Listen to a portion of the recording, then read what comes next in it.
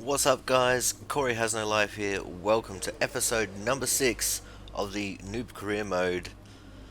So, round number 5, we're here for the Catalunya Grand Prix in Spain. And I must admit, first and foremost, I did do a big boo boo. We forgot to put upgrades on the car after we did the contract negotiation and we advanced a week, so we're going to go and put some upgrades on the car now. We're going to start off with the powertrain upgrade, and we're also going to put on an aero upgrade as well. And at the end of the episode, we're going to do a couple more upgrades, so we're going to have four upgrades coming our way for the next round, which is the Monaco Grand Prix. From here, I was just checking out the prices of the other upgrades to see whether I could afford any of them, which I cannot. Only having 507 resource points left. You see on the left there, if we do get that powertrain upgrade, then we got a major upgrade there as well, waiting for us, that we'll have to save up for. And we're also going to go check out the chart, the R&D chart. And as you can see there, we're second last, but Toro Rosso, ourselves, and Alfa Romeo are pretty much level pegging. So that's me and my both my F2 rivals sitting there in the bottom 3 teams. But we're very close in the rate that we've been upgrading the cars. So now it's time to head on to practice 1. It's time to remind ourselves of our top 3. And as you can see here, I scrolled a little bit too far. We ended up getting 13th there. Devin Butler got 7th in this practice session. And if we scroll down past me, then we will find Lucas Weber there in 19th, and my teammate George Russell still struggling for pace. Couldn't get away from that 20th position. I'm pretty sure here we've just skipped straight to the end of practice 2, and we got our qualifying programs done in here. We got 8th in practice. George Russell found some pace and he's up into 14th. Lucas Weaver 16th, and down in 20th for this one was Devin Butler, which put a really big smile on my face. And now we're going to move on to practice 3 here, and we had a bit of a bombshell happen in this one, which you'll find out in just a second.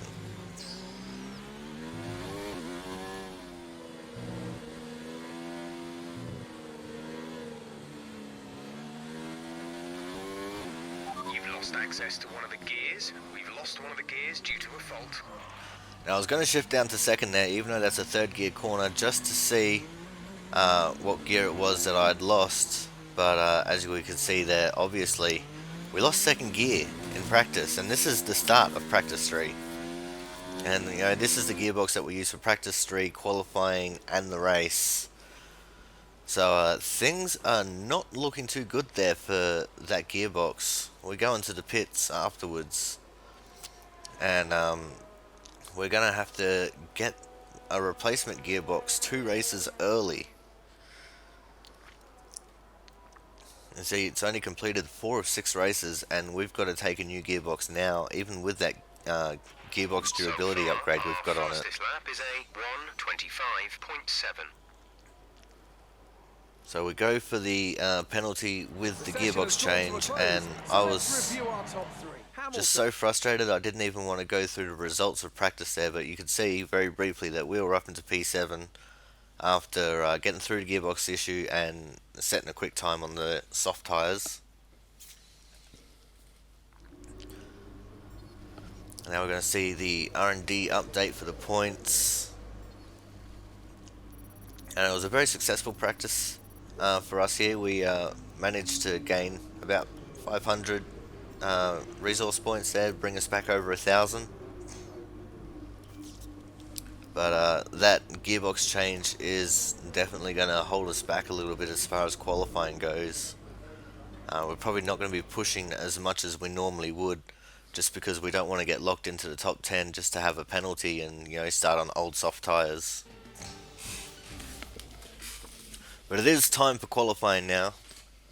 You join us today at the Circuit de Barcelona Catalunya for what's bound to be a really hectic qualifying as the teams compete to set the best lap times.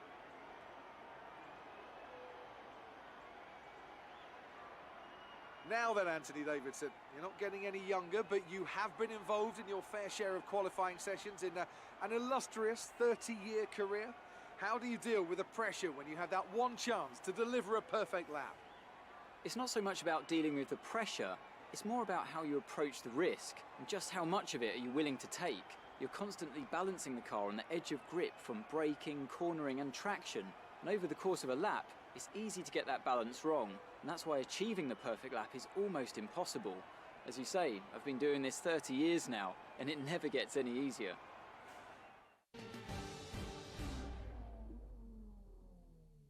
So there we go now, and we're going to jump straight into Q1. And as I said, like, we were pushing here in Q1 just because we wanted to make sure we made it into Q2. We see the 5-place grid penalty up the top there, but we're not going to push so much in Q2. But I'm going to shut up for a minute, and we'll sit here and watch this lap together.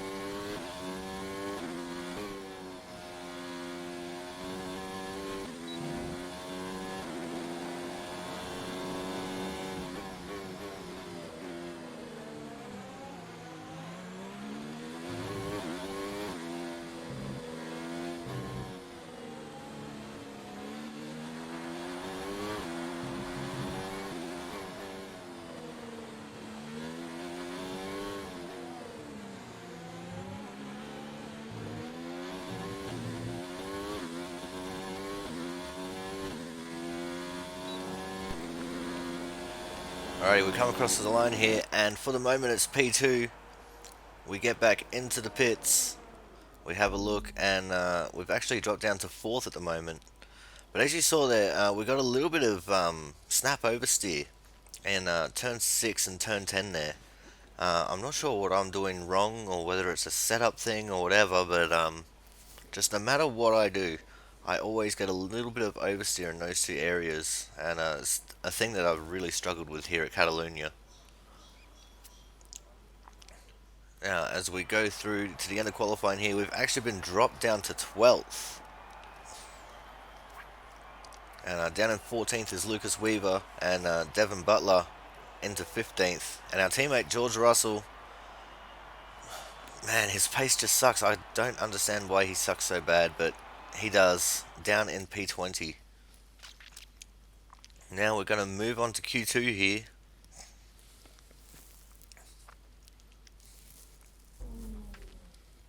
Now again, I really didn't want to push the car in this one just because I knew that I had that 5-place grid penalty looming over my head. So we opted to go for the medium tyres. We were thinking about just setting a banker lap and then maybe going out later on for a slightly quicker lap, but not too quick. But we ended up just going for the medium tyre lap here. And I'll be quiet again so we can watch this lap in peace.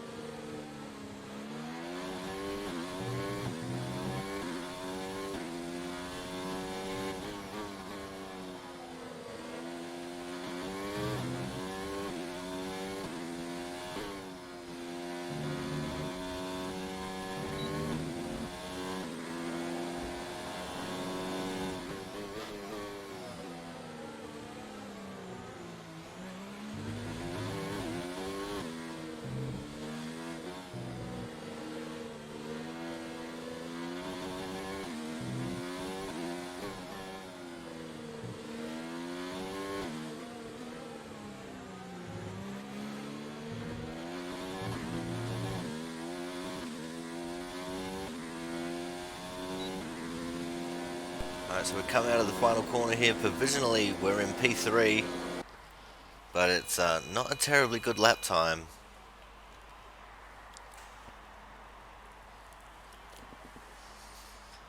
As we go and check out the timings board here, we're down to P8 when we get back to the pits. I got the soft tyre ready just in case I was thinking about going out for it. And started to fast forward time, and we're sitting pretty alright there in 10th. I thought, well, this could be a possibility.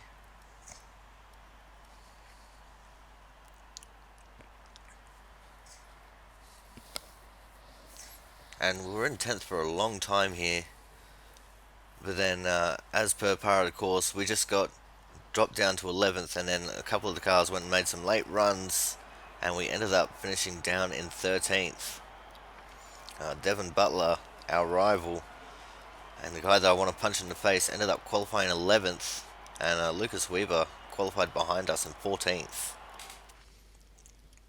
So now it's time to go on to the race, and we'll see how the penalty affects us. We should be starting from 18th.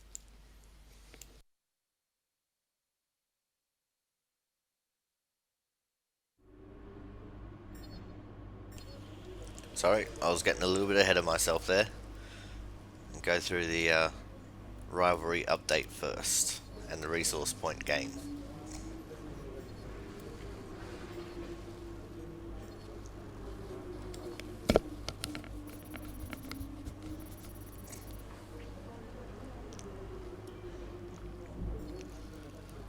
See, we only gained respect with a few teams there, including our own. So, unfortunately, we've picked up some grid penalties, and we'll be starting further back than you expect. As for how bad it is, that'll depend on what the other drivers get.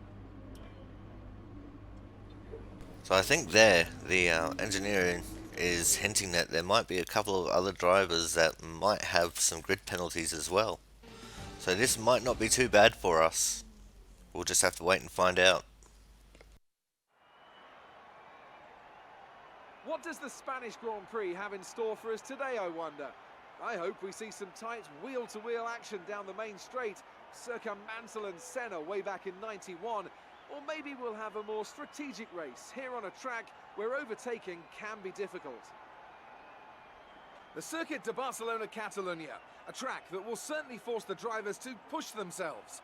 It consists of a very impressive main straight going into turn 1. It's a straight that also offers a DRS zone, so it's likely to be a hot spot for overtakes.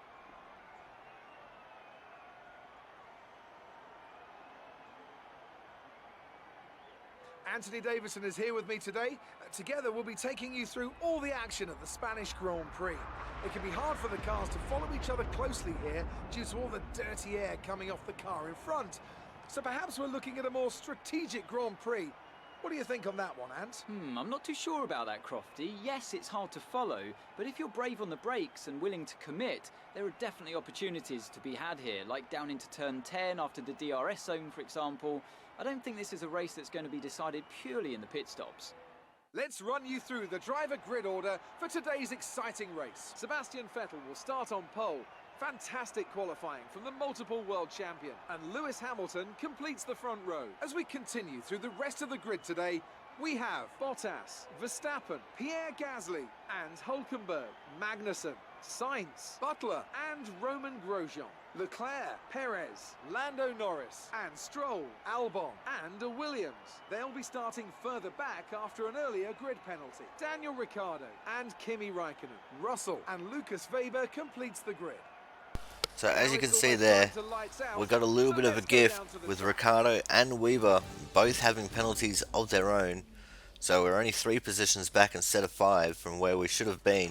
You were expected to be in a higher grid position than this. Let's push hard on the first few laps and move up a few places. Now I was thinking long and hard about this, and I thought with the race strategy here, we were going to go for a reverse tyre strategy. So we're actually going to start the race on the mediums and finish off on the softs. I wanted to go for this particular strategy just because I wanted to see what our pace was like late in the race with the quote-unquote better tyre, and whether it really made that much of a difference to us race-wise. So here we go now for 5 red lights, and we are off and away. It wasn't too bad of a start, but it wasn't a particularly good start either. We're losing Stroll there a little bit, and Albon. But we go for a big dive bomb, almost a triple overtake. We just got squeezed out by Norris there on the apex. So it was only a double overtake there at the end of the day.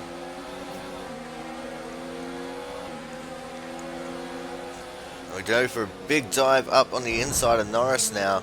Just get into the back of Perez a little bit, but all is clear from there. Well done, mate. Nice start. And then in the next corner we go for our dive on Perez. We dispatch of him pretty quickly, and now we're on the back of Leclerc and Grosjean. Now Leclerc looks like he's on the medium tyres as well, so he's going for the same strategy as me, as we get a whole big fistful of oversteer off turn 6, and Perez gets us back.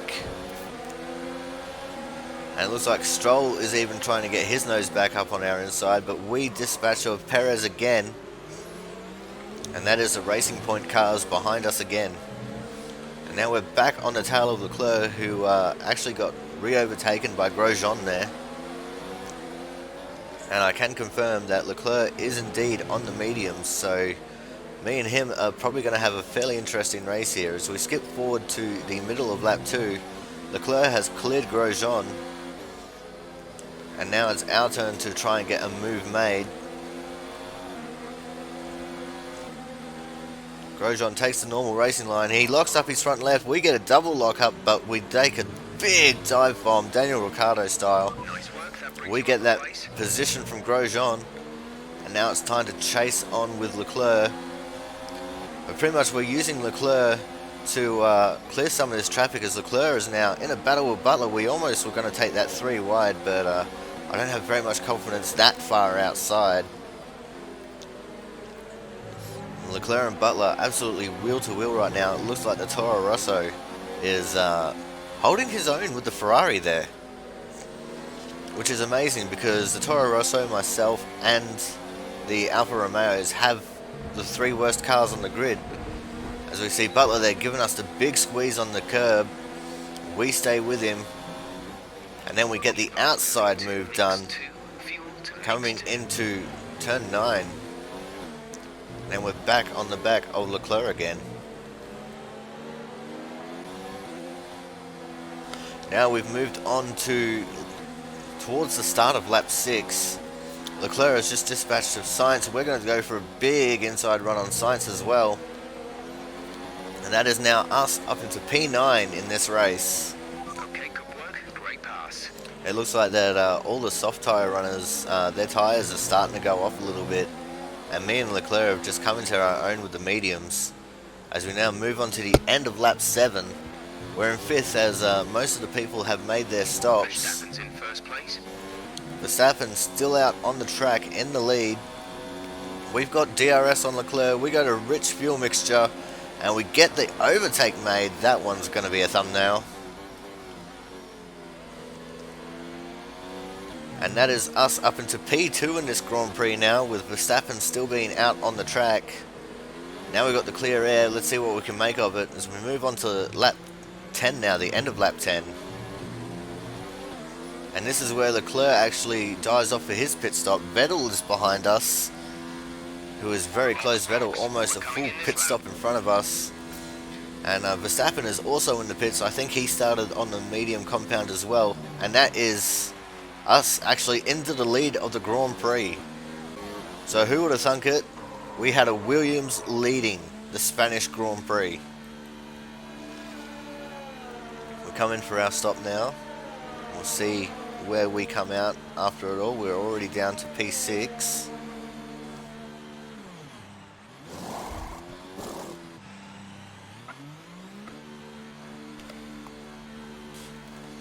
That was a great stop by my crew, and as you can see, there's a big group of cars coming up behind me, and Leclerc is actually in that mess of cars, as Magnussen tried to go for an outside move on me in turn 1.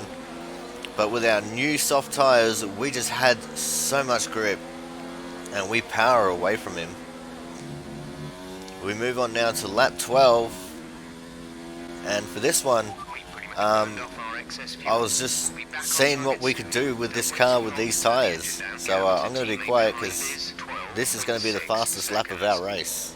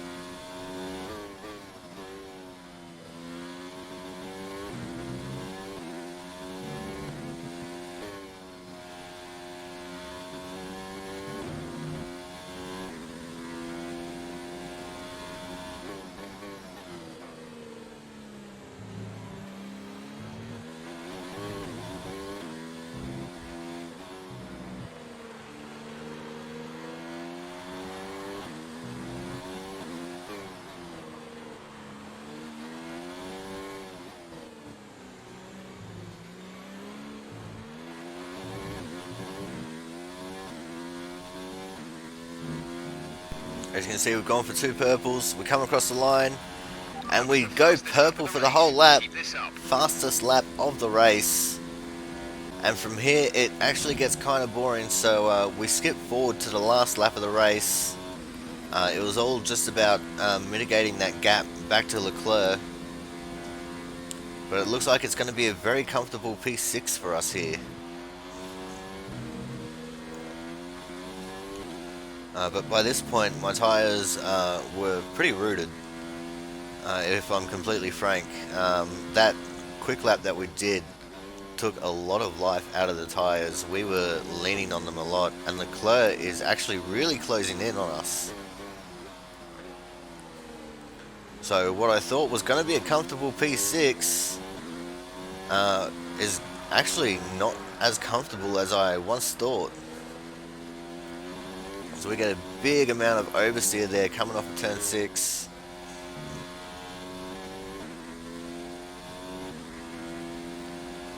Come down through the DRS zone. It looked like Leclerc didn't actually have DRS on us, but he didn't get a big right hand lock of oversteer there like we did. And he is right on our tail, so this is going to be pretty scary coming to the checkered flag. We're in lean fuel mixture. Try and save some fuel for the run to the line.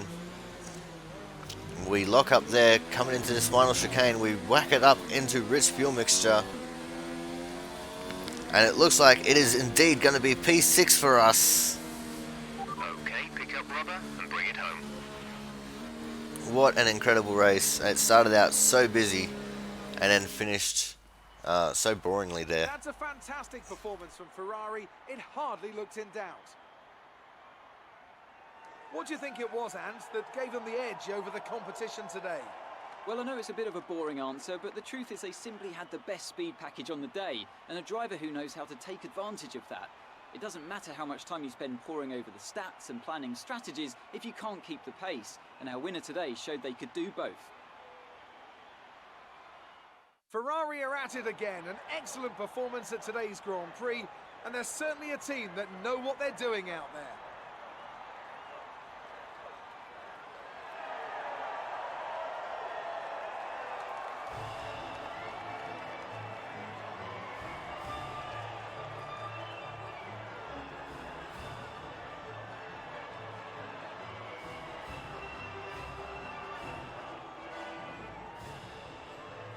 So there is our podium.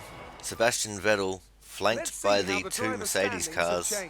So that was P6 with us with the fastest lap of the race. Let's discuss, Ant. Who would you say is a contender for driver of the day? I think I'm going to award it to the Williams driver. They pushed And driver of the day. Performance. We scroll down, we see Devon Butler down in 12th. Let's move on to the constructors. We move down a little bit further to see Lucas Weaver in 15th and our teammate George Russell in 16th. Be sure to join us again as we We'll go and continue have a to quick bring little you look at the standings. It looks like excitement everything in has been Formula status One. quo here. No changes except for down in the order where Carlos Sainz has moved up even without scoring points for some reason. And constructors, nothing has changed there either. So now we're going to go on to the post-race interview with Claire. Good day today. Let's have your take on it. Lucas flew through the pack in that race. What's his secret?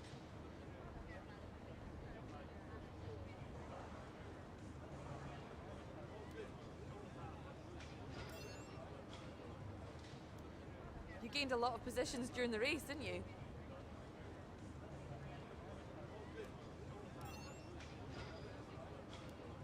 You're surpassing all expectations. Can anything or anyone stop you?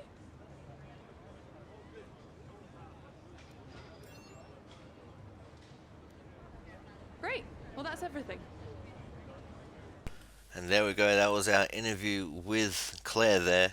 Now we're going to go and check on the rivalry status, which I'm pretty sure we just dominated our two rivals here, getting all but one of the ticks.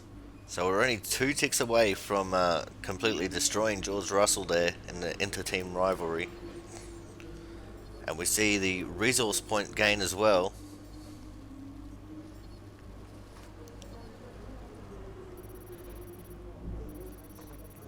And that puts us back over 1600.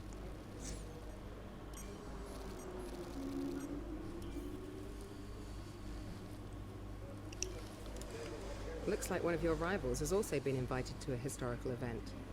This could be a good opportunity to play up your rivalry for the press and expand your reputation. We go through and we see that there's interview transcripts there from Devon and from Lucas as well. I'll just quickly scroll through them here for your benefit. If you would like to read them, then feel free to pause the video so you can have a read.